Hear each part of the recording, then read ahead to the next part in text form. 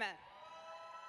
Where's everybody? Come to the main stage. Come on out here. Come on. We got a great panel. We have another great panel for you here today. Wow, you guys look so awesome. Wow, I love this. Where are my Power Rangers fans at? Oh, yeah. Well, you know what's coming up. You know her. What'd you say?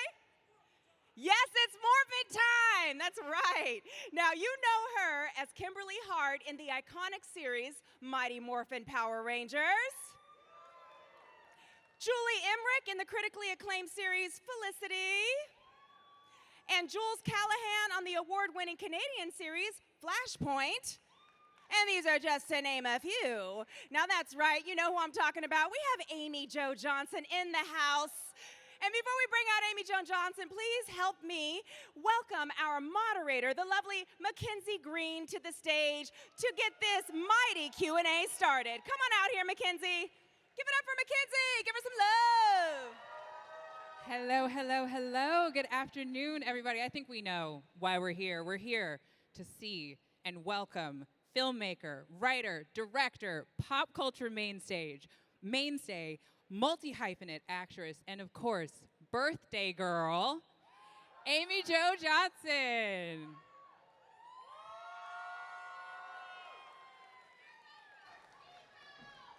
What? Oh, hi guys. How are you? Hi, everybody. Hi, Amy. Well, I mean, I think we already have the place where we have to begin. Okay. How are you today? How does it feel seeing everybody here? I'm good. I'm good. It's my birthday, as you guys know. Yeah, I've had such a good morning. Awesome. Everybody's been so nice, and it's great. Yeah. Yeah. Well, aside from the fantasticness that is your birthday, I know that your new song, Still Here, came out. Yes. And I was curious, what was the inspo behind it? Okay, so I first actually wrote the lyrics to that song in 1998. It was right after my mother passed away. I was engaged to be married, and that sort of went the wrong way. And my life felt like it had just fallen apart completely. And I wrote those lyrics. I wrote that song on my guitar. And then about a year ago, 2 years ago, oh my gosh, how long has it been now? 2 years ago, when we lost JDF, I resurfaced those lyrics, and I just felt like they had so much meaning now that they resonated with me, and in a different way, because it had been 20 years since I first wrote that, and to see how far I've come as a person emotionally, and just like, I don't know, they just really hit home for me again. So I pulled them back out, and I actually recorded them for the first time. That's really beautiful. Yeah, I'm it's curious, called like, Still Here. It's out now. You guys It's can hear really it on, great. and it's on like Spotify or whatever you listen to. You can listen to it. It's out. I'm curious, with all the hats that you wear, what does music creatively fulfill for you that maybe the other parts don't? Yeah, I've always kept music as sort of a cathartic hobby, I guess I would call it. I never pursued it to be a rock star. I just love writing music. And as I circle around from writing screenplays now, or sometimes painting, or whatever other creative things I'm doing, I always come back to music. And I have a piano in my living room and my guitars, and sometimes as some of you guys know, I like to just go on IG Live and just start playing music and singing, and so it's always been sort of this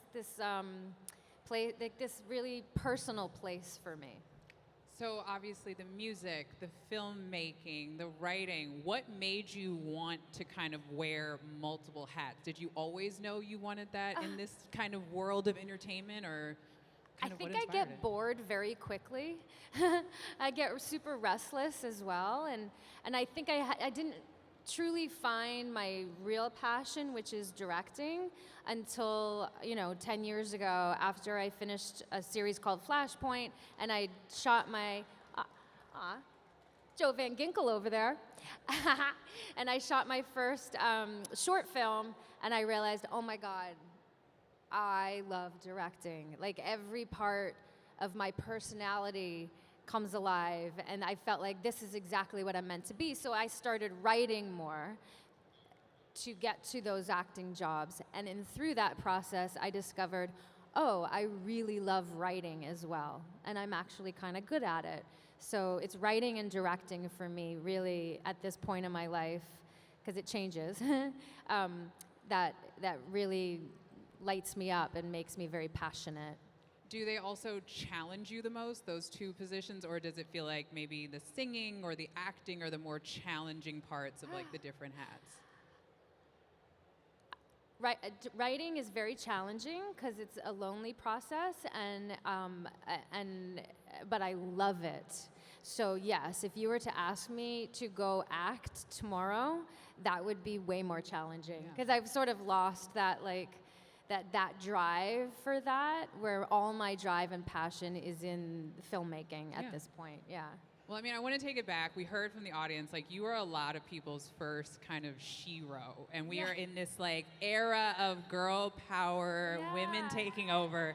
And I think for a lot of us, Kimberly was, like, the first girl we ever saw that was like, I don't have time to wait for somebody to come rescue me. I'll fix it myself. Yeah. So when you think about your legacy, what does that mean to you?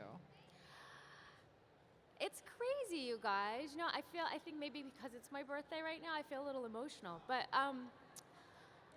yeah, honestly, like when I got that job 30 years ago, or however long ago it was, it wasn't my intention. It was my first acting gig. But to have that role means so much to so many people. And 30 years later, these children are now adults that come to me at my table and tell me their story or how much it meant. And it's such a gift in my life. It's just been such a blessing. That's all I can say. It's like it's just a really cool. I feel very lucky. I mean, I have to ask, as a slightly and deeply unserious elder millennial who is geeking out right now that we're here and using all of my restraint not to do something weird, what has been like your favorite or maybe craziest fan interaction with those kids that grew up that you're like, oh, okay, all right. Oh, I don't know, crazy or weird. I don't know. You know what? I've had some of the most like really emotional moments with people when they come up and they tell me that, you know, maybe their parents were going through a divorce when they were younger and I was like their best friend. Or I feel like I'm a lot of you guys' babysitter. Right? Yeah. So there's that. I mean, all the interactions that I have with people usually is just super heartfelt and a lot of times super emotional too. And that's pretty cool to have been there for so many people without even knowing that I'm there. And it's not me, it was actually my character that I played, right? So I feel super lucky to have been given the chance to play Kimberly. Well, I mean, I have to say, just as a point of privilege, like at my big age now in my 30s, whenever my family asks me, what do I want to do for my birthday, I still say I want to jump out of a plane on a snowboard.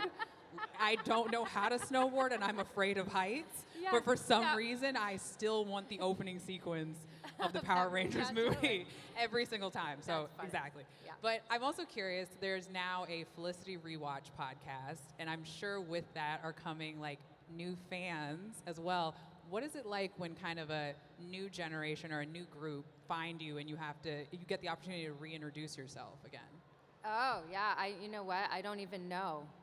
I don't know because the people that I meet at conventions, they seem like longtime fans. Although a lot of times you guys come with your children too, who actually like love.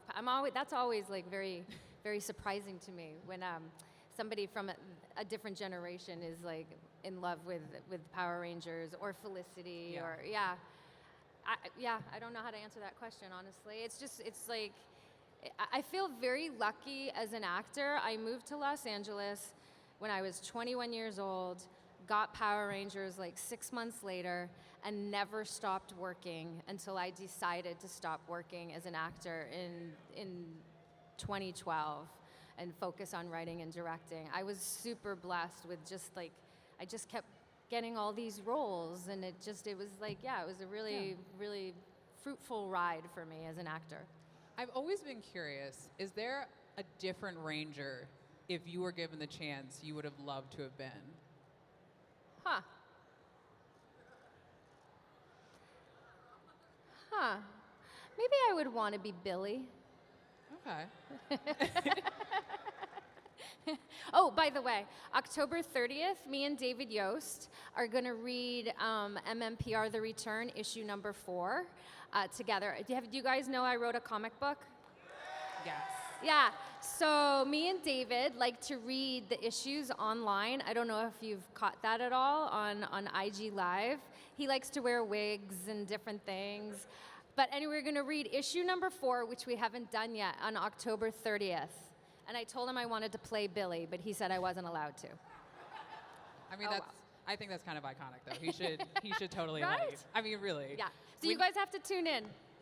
I 7 mean- o'clock Eastern Time, October 30th. We're going to read the whole issue number 4, which is the comic book I wrote with my boyfriend about what if all the original Rangers had stayed together, where would they be now?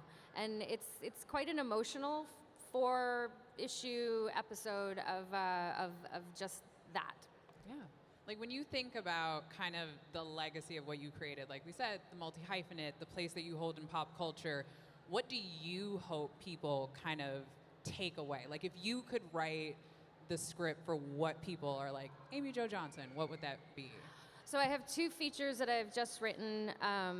One is called What We Become, and that's more of like an erotic thriller, kind of fun. And then the other one is Ends of the Earth, and that's a romance. And honestly, to answer that question, I like going to a movie that is entertaining and just either makes me laugh or cry or just brings me on a roller coaster of a ride. And that's what I want to do. I just want to like write something and make something and direct something that just is a lot of fun in either a cathartic way or a surprising way or a sexy way or whatever it is. Just like make it like a fun ride. I think that's what movies are supposed to be. Yeah. I mean, before I open it up to y'all to ask any of your questions, you just made me think of one that I'm dying to know is obviously there are so many kind of actors and people who want to be creatives who might be standing out here now. And I think what's really beautiful, like you said, is you had the choice to step away from acting and step into other things. Like, what would you say to that person that wants to know or wants to figure out, like, how do I step into that same space of giving myself that freedom to be many things creatively? Oh, I don't know. I think that's what being an artist is, right? Like, so if you're, honestly, I rotate around my house. I have my writing station, I have my painting station, I have, my meditation station and my music playing station. And for me, art, like writing or any of that, comes and goes. It's like a secular thing. Like sometimes I'm inspired to write, sometimes I'm inspired to play music. So I don't know, I just keep rotating. That's awesome. Okay, so I want to make sure I give y'all a chance to ask questions. So, perfect. All right, right here in the Back to the Future shirt. Hi, Amy. Happy birthday. Thank you. I wanted to ask you, what was the most challenging thing while acting in Power Rangers? Was it the acting since it was your first gig, or the fights, or what was it? Oh, I think I learned so much on that series because I hadn't been an actor really before. I'd gone to acting school, but I think the most challenging thing about that series was, in hindsight, it was non-union, and that sometimes we felt a little bit unsafe, I think, with some of the situations we were put in. We worked long hours, 6-day weeks, 12 to 14 hours a day. So it was a bit exhausting, but I don't regret a thing of it. I learned so much as an actor, on-set etiquette, to utilizing the gymnastics I grew up with and learning how to do karate. And so, it was a hard shoot and a tough show, but a lot of fun. Awesome. Right here in the Spider-Man sweatshirt. Hi, Amy. Happy birthday. I'm a huge fan. Just want to say you're beautiful in person. Oh, thank you. Out of the She whole smells nice too, series sorry. of Mighty Morphin Power Rangers, what was your most favorite episode? Oh, well, that would have to be Switching Places with David Yost or Power Punks, which I loved. I also loved doing Bloom of Doom. That was really fun because it was all about Kimberly. Yeah, those are three of my faves, I think. Yeah. Let's go to you in the back with the mask on. Hi, huge fan. So I'm in X-Men '97. I'm a voice actor. And I'm pitching a comic book that's based on my character, and I just wanted to know, I love the return, by the way. Thank you. What advice would you give to somebody who comes from a different skill set into stepping into comic creation and graphic novel creation? Well, yes, that would be me, right? Like, honestly, I wrote The Return with Matt Hudson, with my boyfriend, and he's the person who has read comics since he was 9 years old and is, obsessed with comic books, and his dream is to write comic books. And so I couldn't have done it without him. Like, I had hardly even read a comic before we wrote The Return. So, yeah, so what was the question? Like, I don't know. Yeah, for me, for writing screenplays, like that's a whole different muscle than it is to write a comic book, for sure. Although a story is a story, right? And you're still like creating arcs in the same structure and all that. But like, it's a very different, I've learned a lot, for sure. And Nico Leon, who did the artwork, did such a good job, and he brought so much to the table. Like, we would send the scripts off, and then we'd get the story back with all the artwork, and it was like, oh, okay, it's even better than what we had even thought of in our heads. Yeah. So good luck with that. Yeah, awesome. Awesome. There's someone right here in a coat, and they're waving their arms. We're gonna go way out to the side. Happy birthday. It's a pleasure Thank to you. get to talk to you in person. I've been having a question that's been like in my mind for years. In Power Rangers Turbo movie, was there cutscenes when you were having that fight, when you were getting out of the scuba diving suit and having that fight with like the other Power Ranger? Were there cutscenes? I feel like that scene or that sequence was longer, but like there were cutscenes, and it's just been killing me if there was more to the story than was in the movie. I think the question was there a cut scene that allowed, in the Turbo movie, correct? That allowed for like a longer fight sequence that kind of added more context to the moment that maybe we didn't get to see? Oh, I have no idea. I have no idea, but I was really happy that Shuki Levy was the producer at the time, asked me to come back to do Turbo. When he called me and asked, I was like, why not? Yeah. You know, when I left Power Rangers, it was about a year before I actually landed that next gig, which was Killing Mr. Griffin, which was like a TV after-school movie. And within that year, I really started taking acting classes and doing plays and doing all this stuff to really focus on my acting. And so when Shuki called and said, do you want to come back and do a part in Turbo? I was like, yeah, I mean, why not? It was really fun to revisit, not as the Pink Ranger as well. It was different. It was fun. Awesome. Right here in the Pokemon hat.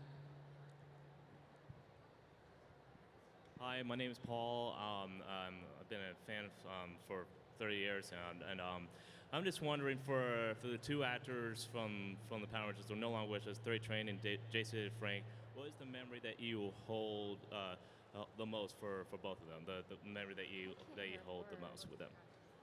I believe the question was kind of both of your cast members that we've lost, kind of what are the memories that you hold about them?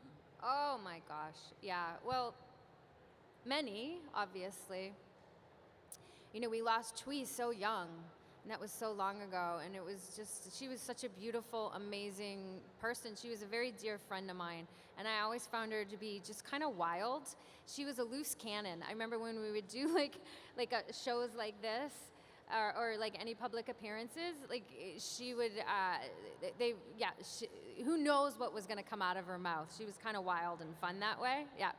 And then JDF, oh, well, he was the wildest, as we all know. And I miss him dearly. And yeah, I have so many memories of Jason. And he just loved you guys so much. It was, you were his life, you know? Yeah, truly. Like he really, in a lot of ways, made this franchise what it is by the love that he poured into it through the years, through the Comic-Cons, through all the things that he would do with fans and stuff. Like it like so much of this is about him, and it's, yeah, I think we all miss him, right? All right. There is a young lady in the back. If you can come forward, you have your hand. Yep. If you can come up, I would love to get your question.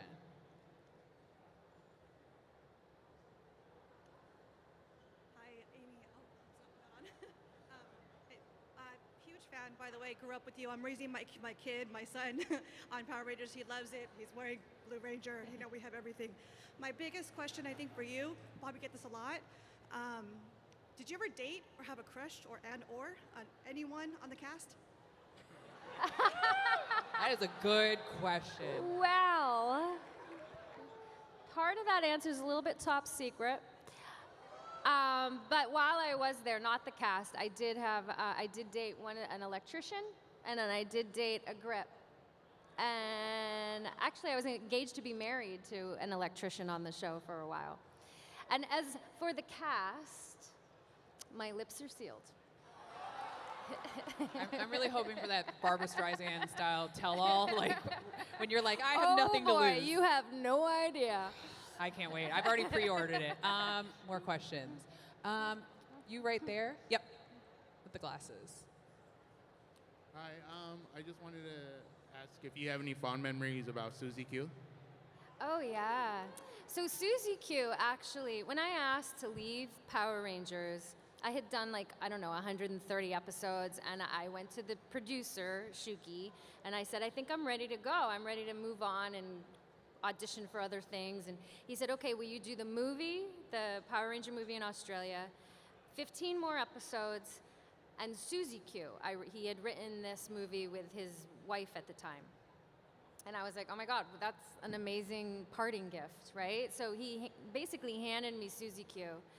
And we shot that in Vancouver.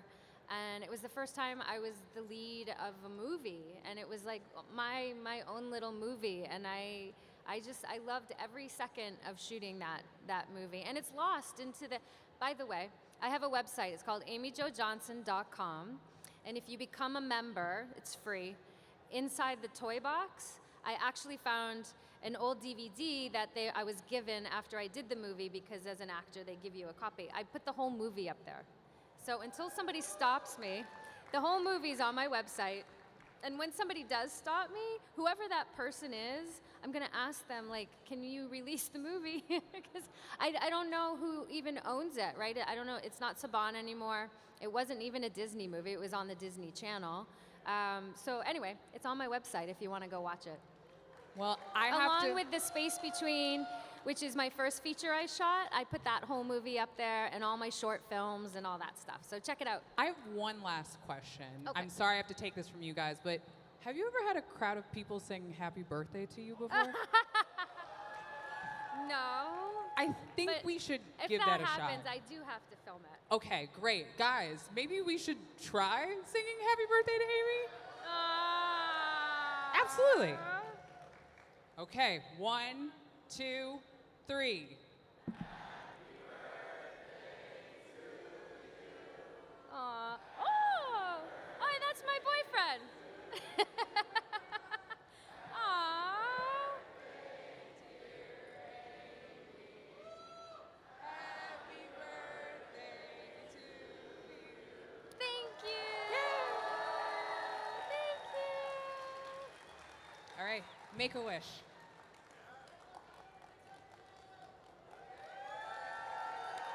Thank you. Thanks, Matt.